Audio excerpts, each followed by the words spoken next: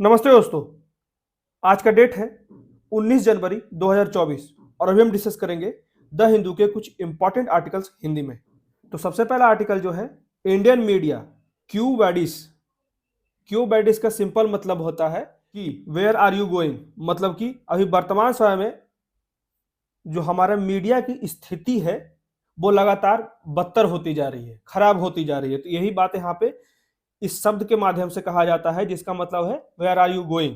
मतलब मीडिया की जो विश्वसनीयता थी वो लगातार धूमिल होती जा रही है, दिन पर दिन पतन होती जा रही है। ऐसा कहा जाता है कि सोशल मीडिया जो है वो भारतीय लोकतंत्र का चौथा स्तंभ है, परंतु अभी लगातार देखा जाता है कि राजनीति की ओर झुकाव, किसी विशेष धर्म की ओर झुकाव, किसी विशेष पार्टी की ओर झुकाव, उसके बाद पेड न्यूज, उसके बाद फेक न्यूज, इस तरह की लगातार जो स्थितियां आ रही है ये कहीं ना कहीं भारत की मीडिया की विश्वसनीयता पे सवाल खड़ा कर रहा है। ठीक है, तो इसको कैसे सुधारा जाए इसके बारे में राइटर कुछ बातें कर रहे हैं। अभी देखा जा रहा है कि लगातार जो है हर एक सोशल मीडिया पे देखा जा रहा है कि हर एक न्यूज चैनल पे एक इको चैम्बर बन गया है, बहस करने का एक अड्डा बन गया है जिसका कोई निष्कर्ष नहीं है। पहले जब हम लोग राज्यसभा चैनल देखते थे वहां जो डिस्कशन होता था, डिबेट्स होते थे, बहुत ही उपयोगी होते थे खासकर यूपीएससी एस्पिरेंट के लिए। परंतु अभी वर्तमान समय में अगर देखिएगा तो सिर्फ और सिर्फ बहस, हल्ला, हंगामा, कहीं भी आपको कुछ पॉइंट्स नहीं मिलेंगे। पहले के लोग जो थे वो सिंपली रेडियो सुन के, जैसे कि शाम में जो न्यूज आता है उससे बहुत से पॉइंट हम लोग डिस्कस करते थे, उसको नोट डाउन करते थे। लेकिन अब जो न्यूज हो गया उसकी प्रवृत्ति बदलती जा रही है।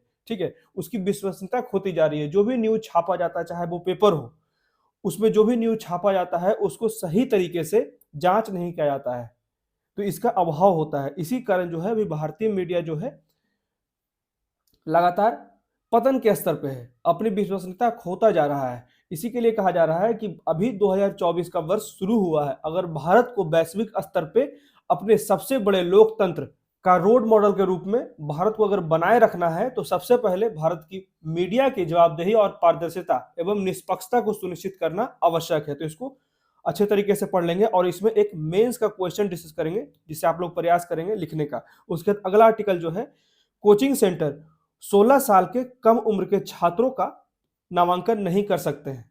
शिक्षा मंत्रालय के द्वारा जारी किया गया है ये दिशा निर्देश, जिसमें कहा गया है कि 16 वर्ष से कम उम्र के जो स्टूडेंट्स हैं वो कोचिंग्स में नहीं पढ़ेंगे। ठीक है, इसका मुख्य कारण सिंपली यही है, आग लग जाते हैं, उसके बाद आत्महत्या, संस्थानों में सुविधा की कमी, तो ये सारे जो कुछ कमियां हैं जिसके कारण मेनली जो है आग लग जा रहे हैं लगातार। अभी मुखर्जी नगर में भी देखा गया था, उसके बाद आत्महत्या के बहुत से केसेज आने लगे हैं। तो इसके कारण ही शिक्षा मंत्रालय ने इस तरह का दिशा निर्देश जारी किया है कि 16 वर्ष से कम उम्र के बच्चे जो है वो शिक्षण संस्थान में एडमिशन नहीं लेंगे। ठीक है, और अगर कोई भी इंस्टीट्यूट अगर एडमिशन देता है या सरकार की गाइडलाइन को नहीं मानता है तो उसे 1 लाख का जुर्माना देना होगा। तो इसके बारे में विस्तार से पढ़ लेंगे। उसके बाद अगला आर्टिकल जो है भारत ब्रिटेन रक्षा संबंधों में एक नया चरण तैयार कर रहा है। 22 वर्षों बाद भारत के जो डिफेंस मिनिस्टर हैं, रक्षा मंत्री राजनाथ सिंह जो हैं वो अभी ही ब्रिटेन का दौरा कर रहे हैं। ठीक है, तो वहां पे बहुत सी मुख्य बातें आने वाली है सामने। मुख्यतः जो है विद्युत प्रणोदन, मतलब कि इलेक्ट्रिक प्रोपल्सन का उपयोग किया जाएगा ज्यादा से ज्यादा। जो हमारे समुद्री क्षेत्र में सुरक्षा को बेहतर बनाने के लिए युद्धपोतों में एक नई प्रणाली विद्युत ऊर्जा के उत्पादन का एक अतिरिक्त लाभ के लिए ही भारत और ब्रिटेन एकजुट हो रहे हैं। ठीक है, तो कहीं ना कहीं जो है भारत और ब्रिटेन के एकजुट होने से बहुत सारी समस्याएं जो है वो समाधान हो जाएगी, खासकर समुद्री सुरक्षा के लिए। ठीक है, नए नए तकनीक जो है हस्तांतरित किए जाएंगे। ठीक है, उसके बाद भारत जो है ब्रिटेन के साथ नौसैनिक अभ्यास भी करेगी और युद्धपोत को विद्युत प्रणोदन प्रौद्योगिकी के साथ एकीकृत करने का भी संभावना पर चर्चा किया जाएगा। तो सारी चीजों को विस्तार से पढ़ लेंगे। उसके बाद अगला आर्टिकल जो है केंद्र ने सुप्रीम कोर्ट को बताया कि स्वदेशी जीएम सरसों का उद्देश्य जो है वो खाद्य तेल को सस्ता बनाना या उसके दामों को कम करना है। इसी के लिए जीएम सरसों का उपयोग किया जा रहा है और विदेशों से निर्भरता कम हो। ज्यादा जो अभी वर्तमान समय में सरसों का तेल जो है वो आयातित किया जाता है, उस पर निर्भरता कम करने के लिए ही जीएम सरसों का उपयोग करने की बात की जा रही है। तो इसमें बहुत ही समस्या है, खासकर जो जांच की जा रही है तो इसके जांच के जो मानदंड है ये कहीं ना कहीं विवाद का मुद्दा बना हुआ है। ठीक है, तो इसको भी हम लोग विस्तार से पढ़ लेंगे। तो आइए शुरू करते हैं। तो सबसे पहले भारतीय मीडिया और क्यू क्यो बैड इसका सिंपली मतलब होता है वेयर आर यू गोइंग। ठीक है, इस फिगर के भाव को हम लोग समझ सकते हैं कि ये व्यक्ति जो है सुबह उठकर 4 बजे से पेपर वितरण के लिए ही वो जहां पे भी डिस्ट्रीब्यूशन सेंटर होता है वहां पहुंच जाता है कि किसी व्यक्ति को न्यूज़पेपर प्राप्त करने में देरी ना हो। परंतु इसका भाव तो सही है, लेकिन इस न्यूज़पेपर में जो आज की न्यूज आ रही है उसकी विश्वसनीयता पर लगातार सवाल उठाए जा रहे हैं। इसी की बात कहा जा रहा है कि वेयर आर यू गोइंग लोकतंत्र में चौथे स्तंभ का अपने वास्तविक स्थान से खिसक जाना एक गंभीर चिंता का विषय बना हुआ है। ठीक है, यहाँ पे क्लियर कहा जा रहा है कि 1991 में उदारीकरण के बाद से जो है वो मीडिया का न्यूज चैनल्स का लगातार विस्तार देखा गया है। दृश्य और श्रव्य मीडिया ने खुद को बदल लिया। आर्थिक विकास, प्रसारण मीडिया को सरकारी नियंत्रण से मुक्त करना और इंटरनेट, इन सभी ने मीडिया पेशकशों की गुणवत्ता नहीं तो मात्र विस्फोट को प्रेरित करता है। ठीक है, बहुत तेजी से वृद्धि हुआ 1991 के बाद। तो इस प्रक्रिया में भारतीय पत्रकारी शैली के साथ साथ इसके सार भी बदले, लेकिन ये हमेशा सही नहीं होती है। तो यहाँ पे बहुत सी बातें यहाँ पे डिस्कस किया जा रहा है कि अभी वर्तमान समय में जो मीडिया की स्थितियां हैं वो कैसे यहाँ तक पहुंची। तो सबसे पहले हमें तथ्य सत्यापन और सटीकता की संस्कृति को विकसित करना होगा, जिसका अभी वर्तमान में मीडिया उद्योग जो है वो अभाव दिख रहा है। दूसरी बात यहाँ पे राइटर के द्वारा कहा जा रहा है कि हमें मान्यता प्राप्त मीडिया संस्थानों में बेहतर पत्रकारिता प्रशिक्षण पर जोर देने की बात की जा रही है, जो छात्रों में सटीकता, अखंडता और निष्पक्षता के मूल्यों पर जोर देगा। ठीक है, जिससे कि जब झूठे दावे या फिर जानबूझकर भ्रामक बयान प्रकाशित किए जाते हैं उसको रोकने में हम लोग सफल हो पाएंगे अगर बेहतर तरीके से पत्रकारिता का प्रशिक्षण किया जाएगा। ठीक है, सही तरीके से प्रशिक्षण दिया जाएगा। और तीसरी बात यहाँ पे राइटर के द्वारा कहा जाता है कि हमें अपने समाचार कक्षों में विभिन्न दृष्टिकोणों का स्वागत करना चाहिए। ठीक है, यहाँ पे सिर्फ और सिर्फ the nation wants to know ये जो कहा जाता है ना, इसको बदलने की जरूरत है और हर एक विषय पे एक तार्किक डिस्कशन की आवश्यकता है। ठीक है, अपने दर्शकों का एक राय थोपने की, जैसे गूंज कच की बात की जा रही है। ठीक है, मतलब कि इको चैम्बर, जो कि अपने ओपिनियंस को थोपते हैं व्यूअर्स पे, ऐसा नहीं हो। सब अपने पॉइंट्स को सही तरीके से रखें जिससे पारदर्शिता आए किसी बिंदु को समझने में। किसी दृष्टिकोण को जोड़ने वाली प्रत्येक कहानी को वैकल्पिक दृष्टिकोण या फिर खंड के लिए कुछ स्थान आदान प्रदान करने की आवश्यकता है। चौथा पॉइंट की बात की जा रही है यहाँ पे, जितने भी दर्शकों या फिर पाठकों की जो फीडबैक्स होती है, टिप्पणियां, कमेंट्स होते हैं, फीडबैक होती है, उसका स्वागत करना चाहिए ताकि उपभोक्ताओं और मीडिया के बीच विश्वास पैदा हो। ठीक है, उसके बाद अगला पॉइंट में कहा जाता है सरकार को ऐसे कानून और नियम लागू करने चाहिए जो एक ही व्यवसाय या राजनीतिक इकाई द्वारा कई समाचार संगठनों पर नियंत्रण को सीमित करते हैं, जिससे देश में एक स्वतंत्र और मजबूत प्रेस को बढ़ावा मिलता है। एक शक्तिशाली व्यवसायिक होते हुए भी सरकारी दबाव के प्रति संवेदनशीलता। यही बात कहा जाता है कि अभी वर्तमान समय में मीडिया जो है कहीं ना कहीं, चाहे वो राजनीति के प्रभाव में हो या फिर जितने भी सत्ताधारी नेता हैं उनके प्रभाव में हो या फिर कोई बड़े अधिकारी के प्रभाव में हो या फिर कोई पैसे दे दिया हो, पेड न्यूज आ रहे हो, तो ये जो नैतिक पत्रकारिता संबंधित चिंताएं हैं उससे ऊपर उठने की बात की जा रही है। यहाँ पे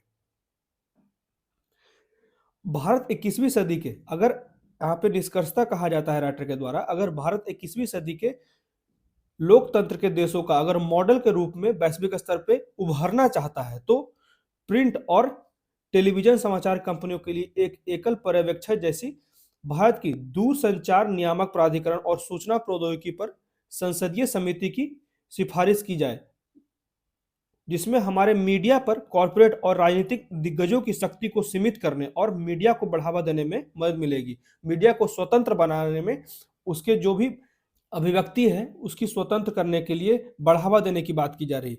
यदि भारत चाहता कि एक जिम्मेदार वैश्विक खिलाड़ी और 21वीं सदी के मॉडल लोकतंत्र के रूप में शेष दुनिया उसे गंभीरता से ले, तो हमें खुद को गंभीरता से और जिम्मेदारी से अपने मीडिया के क्षेत्र को मजबूत करने की आवश्यकता है। हमारा मीडिया को जवाबदेही, पारदर्शी और निष्पक्ष बनाने के लिए ही यहाँ पे राइटर के द्वारा जोर दिया जा रहा है। तो प्रेस की स्वतंत्रता से संबंधित एक मेंस का क्वेश्चन है जो आज आप लोग लिखेंगे। तो क्वेश्चन ये है कि प्रेस की स्वतंत्रता एक अनमोल विशेषाधिकार है जिसे कोई भी देश छोड़ नहीं सकता। तो उपरोक्त कथन के महत्व पर चर्चा करें। क्या आपको लगता है कि भारतीय मीडिया स्वतंत्र है अभी वर्तमान समय में? अगर भारतीय मीडिया स्वतंत्र होती तो ये आर्टिकल ही नहीं आता। ठीक है, तो इसके बारे में अच्छे पॉइंट्स प्लीज कमेंट करें। अब बढ़ते हैं अगले आर्टिकल की तरफ। इसमें कहा जाता है coaching centres can not enrol students below 16 years of age. मतलब कि अभी शिक्षा मंत्रालय के द्वारा एक दिशा निर्देश जारी किया गया है जिसमें कहा गया है कि कोचिंग में 16 साल से कम उम्र के बच्चों का एडमिशन नहीं होगा। ठीक है, और अगर आदेश नहीं माने तो 1 लाख तक का जुर्माना किया जाएगा। ठीक है, तो इसके मुख्य कारण क्या है? मुख्यतः जो है छात्रों की आत्महत्या, आग की घटनाएं और संस्थान में सुविधाओं की कमी मुख्य कारण है, जिसके कारण इस तरह का दिशा निर्देश दिया गया है शिक्षा मंत्रालय के द्वारा। ठीक है, तो नए दिशा निर्देश के मुताबिक कोचिंग सेंटर में 16 साल से कम उम्र के विद्यार्थियों को अपने यहाँ दाखिल नहीं कर सकते और अच्छे नंबर या फिर रैंक दिलाने की गारंटी जैसे भ्रामक वादे भी नहीं कर सकेंगे। कोचिंग संस्थानों को विनियमित करने के लिए दिशा निर्देश एक कोचिंग ढांचे की आवश्यकता को पूरा करने और बेतरतीब तरीके से निजी कोचिंग संस्थानों की बढ़ोतरी को रोकने के लिए कहा जाता है। इसी में आगे कहा जाता है कि कोई भी कोचिंग में जो शिक्षक पढ़ा रहे हैं वो स्नातक से कम स्तर के नहीं होने चाहिए। ठीक है, कोचिंग संस्थान विद्यार्थियों के नामांकन के लिए माता पिता को भ्रामक वादे नहीं कर सकते हैं। गाइडलाइन के मुताबिक कोचिंग संस्थान जो है कोचिंग की गुणवत्ता या उसमें दी जाने वाली सुविधाएं या ऐसी कोचिंग संस्थान या उनके संस्थानों में पढ़ रहे छात्र द्वारा प्राप्त परिणाम के बारे में प्रत्यक्ष या अप्रत्यक्ष रूप से किसी भी दावे के लिए कोई भी भ्रामक विज्ञापन प्रकाशित नहीं कर सकते हैं। ठीक है, या फिर प्रकाशित नहीं करवा सकते या फिर प्रकाशन में भाग भी नहीं ले सकते हैं। तो कोचिंग संस्थान, ये भी मुख्य पॉइंट है कि कोचिंग संस्थान किसी भी शिक्षक या ऐसे व्यक्ति की सेवाएं नहीं ले सकते जो नैतिक कदाचार से जुड़े किसी अपराध के लिए दोषी ठहराए गए हैं। कोई भी संस्थान तब तक पंजीकृत नहीं होगा जब तक कि उसके पास इन दिशा निर्देशों की आवश्यकता अनुसार परामर्श प्रणाली न हो। ठीक है, इन सभी चीजों के मानदंड अगर पूरा करेंगे तभी आने वाले जितने भी कोचिंग रजिस्ट्रेशन के लिए हैं उन्हें रजिस्टर किया जाएगा। ठीक है, तो ये थे कुछ मुख्य बातें कि क्यों कोचिंग सेंटर्स में 16 साल से कम उम्र के छात्रों का, छात्र छात्राओं दोनों का नामांकन नहीं करने की बात की गई है। अब बढ़ते हैं अगले आर्टिकल की तरफ। Crafting a new phase in India UK defence tie. Bharat Britain रक्षा संबंधों में एक नया चरण तैयार करना है। अभी हाल ही में 22 वर्ष बाद भारत के रक्षा मंत्री राजनाथ सिंह की हाल ही में यूनाइटेड किंगडम की यात्रा की गई। ठीक है, जो 2 दशक पहले की तुलना में पिछले कुछ वर्षों में अब अवसर काफी बढ़ गए हैं, क्योंकि लगातार देखा जा रहा है हिंद महासागर में खास के चीन के द्वारा लगातार अपना शक्ति बढ़ाया जा रहा है। चीनी सैन्य शक्ति की वृद्धि और विशेष रूप से हिंद महासागर में इसके विस्तार से भारत कहीं ना कहीं जो है चिंतित है। इसी कारण भारत जो है वो ब्रिटेन के पास कुछ नए हथियार, कुछ नए तकनीक के लिए समझौता करना चाह रहा है। इसी की बात यहाँ पे की जा रही है कि सी लाइंस ऑफ कम्युनिकेशन, जिस पर ब्रिटेन निर्भर करता है और ब्रिटेन को अपनी राजनीतिक प्राथमिकताओं को फिर से बनाने की मौका दिया जा रहा है। इसीलिए भारत जो है वो ब्रिटेन को प्राथमिकता दे रहा है। तो भारतीय नौसेना चुपचाप नहीं बैठ सकता। जो चीन द्वारा इस तरह का प्रतिक्रिया किया जा रहा है हिंद महासागर में, जितने भी हमारे पड़ोसी देश हैं सभी के साथ भारत का संबंध लगभग खराब कर दिया गया है चाइना के द्वारा। ठीक है, चाहे वो नेपाल हो, म्यांमार हो, ठीक है, श्रीलंका हो, अभी मालदीव हो, पाकिस्तान तो पहले से ही था। ठीक है, भूटान से भी खराब करने का प्रयास किया गया, लेकिन भूटान से अभी भी बहुत अच्छे रिश्ते हैं। तो सभी जगह से चारों तरफ से जो है वो भारत के पड़ोसी देशों के साथ संबंध खराब किए जा रहे हैं। तो इसी के लिए भारत जो है प्रयास कर रहा है कि ब्रिटेन के साथ मिलकर जो अपना उन्नत सतह लड़ाकू विमान के लिए समुद्री प्रौद्योगिकी के एक महत्वपूर्ण हिस्से पे आगे बढ़ सके। ठीक है, इसी के लिए इलेक्ट्रिक प्रोपल्सन का उपयोग करने वाली जितने भी लड़ाकू विमान हैं जो समुद्री सुरक्षा के लिए बहुत ही महत्वपूर्ण है, उसी के उपयोग के लिए भारत द्वारा ब्रिटेन के साथ समझौता हस्ताक्षर किए जा रहे हैं। भारत यूके विद्युत प्रणोदन क्षमता साझेदारी नामक एक संयुक्त कार्य समूह की स्थापना की पहली बैठक फरवरी 2023 में हुई और उसके बाद royal navy frigate HMS Lancaster पर एक प्रतिनिधि चर्चा हुई। तो ये सारी चर्चाएं की गई किस तरह से जो भारतीय नौसेना को मजबूत करने की बात की जा रही है और उसके प्रमुख सतह लड़ाकू विमानों के लिए तकनीकी जानकारी का स्थानांतरण और समुद्री विद्युत प्रणोदन, उसी को इलेक्ट्रिक प्रोपल्सन कहते हैं। ठीक है, तो समुद्री विद्युत प्रणोदन में रॉयल नेवी के अनुभव पर अगले महीने व्यापक चर्चा हुई थी। तो ये पहले फरवरी 2023 में हुई, उसके बाद नवंबर 2023 में की गई। ठीक है,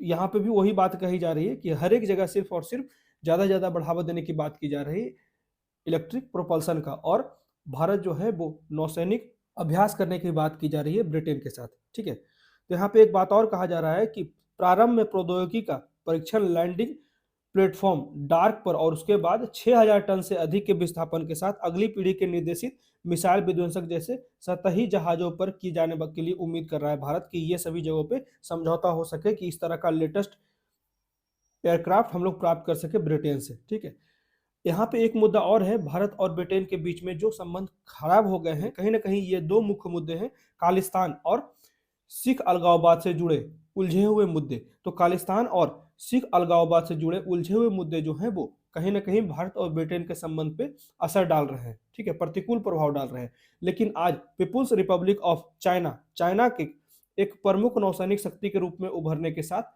रणनीतिक वास्तविकताएं बदल गई है, जिसकी हिंद महासागर क्षेत्र में तैनाती तेजी से बढ़ रही है। लगातार जो है वो चाइना का प्रभुत्व बढ़ रहा है हिंद महासागर में, जिससे यूके के बीच घनिष्ठ रक्षा संबंध बनाने के लिए एक मजबूत वार्तालाप किए जा रहे हैं। ठीक है, इसी के लिए दोनों देशों के बीच कई संयुक्त सैन्य अभ्यास पहले भी हो चुके हैं। ठीक है, और आगे 2024 में एक तटीय प्रतिक्रिया समूह, ठीक है, एक कोस्टल रिस्पांस टीम बनाने की बात की जा रही है, और एक विशेष उभयचर युद्ध समूह और वाहक तैनात करेंगे जो भारतीय नौसेना के साथ अंतर संचालनीयता को प्रशिक्षित करेगा और आगे बढ़ाने के लिए 2025 में स्ट्राइक ग्रुप भी बनाएगा। ठीक है, तो ये थी कुछ मुख्य बातें जो भारत और ब्रिटेन जो अभी संबंध को बेहतर करेंगे। जो भारत के रक्षा मंत्री ब्रिटेन गए हैं, तो इसके कारण इस तरह के समझौते होने की उम्मीद है, जिससे कि भारत समुद्री क्षेत्र में अपने स्थितियों को मजबूत कर सके। ठीक है, नए नए तकनीक को स्थानांतरित कर सके ब्रिटेन से। अब बढ़ते हैं अगले आर्टिकल की तरफ। इसमें कहा जाता है GM crops will make edible oil cheaper. GM crops जो है, मेनली ऐसा कहा जा रहा है सरकार के द्वारा कि जीएम क्रॉप्स जो है खास के सरसों के लिए इसलिए उपयोग किया जा रहा है कि हमें जो है विदेशों से निर्भरता कम हो। बहुत बड़ी मात्रा में जो है भारत विदेशों से सरसों तेल पे निर्भर है, उसको कम करने के लिए ही सरसों का जीएम क्रॉप उपयोग किया जा रहा है। और जो दाम बढ़ गए हैं हमारे बाजारों में सरसों तेल का, उसको कम करने के लिए ही जीएम क्रॉप्स का उपयोग किया जा रहा है। तो इसकी मुख्य बातें हम लोग पढ़ लेते हैं। सुप्रीम कोर्ट ने गुरुवार को कहा कि वह केवल वही चाहता है जो भारत के लिए अच्छा है, जबकि सरकार ने तर्क दिया कि सरसों जैसी आनुवांशिक रूप से संशोधित फसलें उगाने से आम आदमी के लिए गुणवत्ता वाला खाद्य तेल सस्ता हो जाएगा और विदेशी निर्भरता कम करके राष्ट्रीय हित को लाभ मिलेगा। तो इसके एडवांटेज भी देख सकते हैं इस फिगर में और डिसएडवांटेज भी। ठीक है, जीएम क्रॉप्स की उम्मीद तो की जाती है कि बहुत ही कम फसल में ज़्यादा से ज़्यादा प्रोडक्टिविटी होगी, बहुत कम समय में ज़्यादा से ज़्यादा फसल उग जाएगा, लेकिन लॉन्ग टाइम ये सस्टेन नहीं कर पाते। अगर एक बीमारी हुई एक भी पौधे में तो वो सभी में फैल जाता है। ये सब समस्याएं हैं, कंसर्न्स भी यहाँ पे बहुत सारे बताए गए हैं। ठीक है, अचानक से फूड सिक्योरिटी से समस्या उत्पन्न हो जाती है। तो सरसों सबसे अधिक इस्तेमाल किया जाने वाला खाद्य तेल है। भारत में जीएम तेल का उपयोग दशकों से किया जा रहा है। हम स्वदेशी रूप से तिलहन उगाकर आम आदमी के लिए खाद्य तेल को सस्ता बनाने की कोशिश कर रहे हैं। 50 से 60% खाद्य तेल आयात किए जाते हैं। तो जीएम सरसों के खिलाफ इन जनहित याचिका के पीछे का हित जो है वो भारत को खाद्य सुरक्षा हासिल करने के लिए विदेशी निर्भरता को कम करने के खिलाफ है। तो केंद्र की ओर से ऐसा कहा गया सॉलिसिटर जनरल तुषार मेहता के द्वारा। ठीक है, तो याद रखिएगा, सॉलिसिटर जनरल का भी नाम याद रखिएगा। तो हम वही चाहते हैं जो भारत के लिए बेहतर है। तो बढ़ती हुई यहाँ पे सॉलिसिटर जनरल के द्वारा कहा गया कि बढ़ती आबादी के साथ खाद्य तेल की बढ़ती मांग को साबित करने के लिए कृषि और किसान कल्याण विभाग के आर्थिक और सांख्यिकी निदेशालय के आंकड़े प्रस्तुत किए गए हैं। तो सरकार ने कहा कि भारत की कुल खाद्य तेल की मांग जो है वो 24.6 मिलियन टन थी और घरेलू उपलब्धता 11.1 मिलियन टन है। ठीक है, तो देख सकते हैं मांग 24.6 है और उपलब्ध मात्र 11 है। तो उतना ही उससे ज्यादा जो है विदेशों पर निर्भर रहना पड़ता है। ठीक है, लगभग 13 मिलियन जो है वो विदेशों से मंगाना पड़ता है। तो 2020-21 में कुल खाद्य तेल मांग का 13.45 मिलियन टन, मतलब कि 54%, लगभग 1,15,000 करोड़ के आयात के माध्यम से पूरा किया जाता है। इसी की बात की जाए, जिसमें से पाम तेल 57%, सोयाबीन तेल 22%, सूरजमुखी तेल 15%, ये सब विदेशों से आयातित किए जाते हैं। ठीक है, तो थोड़ी मात्रा में कैनोल गुणवत्ता वाला सरसों का तेल भी मंगाया जाता है। 2022-23 में कुल खाद्य तेल मांग का 155.33 लाख टन आयात के माध्यम से पूरा किया गया। ठीक है, तो भोजन के अधिकार की बात की जा रही है, यहाँ पे जीएम क्रॉप से संबंधित जो समस्याएं हैं उसकी भी बात की जा रही है कि खाद्य तेल देश में उपयोग की जाने वाली दैनिक खाद्य वस्तु है। इसी पे पीआईएल डाला गया है कि पर्यावरणीय क्षति के बारे में भी चिंता व्यक्त करने के लिए 14 साल पहले किए गए कुछ आधे अधूरे अध्ययन पर निर्भर करता है। तो अदालत को सस्ती कीमतों पर हर दिन उपभोग किए जाने वाले जो बुनियादी भोजन तक पहुंचने के लोगों के मौलिक अधिकार पर बात की जा रही है। यहाँ पे सब्सिडी भी दी जाती है इसलिए कि लोग ज्यादा से ज्यादा भोजन तक पहुंच सुनिश्चित कर सके। ठीक है, तो उन्होंने कहा कि जीएम फसलों के यहाँ पे हर एक बात जो कहा जा रहा है सॉलिसिटर जनरल के द्वारा कहा जा रहा है, ये भी जितना भी तुषार मेहता के द्वारा कहा जा रहा है। तो उन्होंने कहा कि जीएम फसलों के खुले क्षेत्र में परीक्षण के लिए लगभग 6,600 वर्ग मीटर की 8 साइटें आवंटित की गई थी, परंतु इसका परीक्षण सही तरीके से नहीं हुआ। इसी पे पीआईएल डाला गया है। तो 6 स्थानों पर जीएम बीज बोए गए थे। ऐसा नहीं है कि परीक्षण के लिए कई एकड़ खुले मैदानों का उपयोग किया जाता है। परीक्षण नियंत्रित परिस्थितियों में और सख्ती से विशेषज्ञ मार्गदर्शन के तहत वैधानिक शासन के अनुसार किया जाता है, जो यहाँ पे नजरअंदाज किया गया है। तो ये भी याद रखिएगा पॉइंट, धारा मस्टर्ड हाइब्रिड 11 ये कभी पूछा जा सकता है किसी भी एग्जाम में, ठीक है, चाहे वो यूपीएससी हो या फिर स्टेट पीसीएस। तो सरसों के यहाँ पे सिंपली यही पूछ देगा कि हाइब्रिड 11 है क्या। ठीक है, तो सरसों के अनुवांशिक रूप से इंजीनियर संस्करण धारा मस्टर्ड हाइब्रिड 11 उसी को कहा जाता है DMH 11 को व्यावसायिक रूप से जारी करने के सरकार के कदम को चुनौती दिया गया है अभी सुप्रीम कोर्ट में। लेकिन DMH 11 ने प्रति हेक्टेयर उपज में 25% से 30% की वृद्धि भी की है। भारत में खरपतवारों के कारण फसलों का वार्षिक आर्थिक नुकसान जो है वो 11 बिलियन अमेरिकी डॉलर यानी कि 1 लाख करोड़ है। तो भारत में वर्तमान में उपयोग किए जाने वाले शाकनाशी का वार्षिक मूल्य 4500 करोड़ है। ठीक है, तो उन्होंने कहा कि भारत में सरसों की 5477 किस्मों की मेजबानी की जाती है जो जीएम किस्म के कारण खतरे में पड़ जाएगी। तो श्री मेहता ने कहा कि भारत ने बड़े पैमाने पे जीएम कैनोला बीजों से लगभग 5500 ट्रिलियन, ठीक है ये ध्यान रखिएगा, 5500 ट्रिलियन टन कैनोला तेल का आयात किया गया था। तो इसी तरह से सालाना लगभग 2.8 लाख टन सोयाबीन तेल का आयात किया गया था। अर्जेंटीना, अमेरिका, ब्राजील और कनाडा जैसे अधिकांश निर्यातक देश जो हैं वो जीएम सोयाबीन की खेती करते हैं। तो वैश्विक स्तर पर लगभग 80% सोयाबीन जीएम सोयाबीन है। तो यही बात कहा जा रहा है अपने पक्ष में कि जीएम क्रॉप्स वैश्विक स्तर पर इतना ज्यादा बोया जा रहा है तो भारत में क्या समस्या है, लेकिन भारत में जो समस्याएं हैं इसका परीक्षण सही तरीके से नहीं किया गया, इसी कारण यहाँ पे सुप्रीम कोर्ट में मामला आया है। तो ये थे आज के द हिंदू के कुछ इंपॉर्टेंट न्यूज। कैसा लगा प्लीज मुझे कमेंट करके बताएं और मेरे वीडियो को ज्यादा से ज्यादा लाइक करें, शेयर करें और मेरे चैनल को सब्सक्राइब करें। Thank you.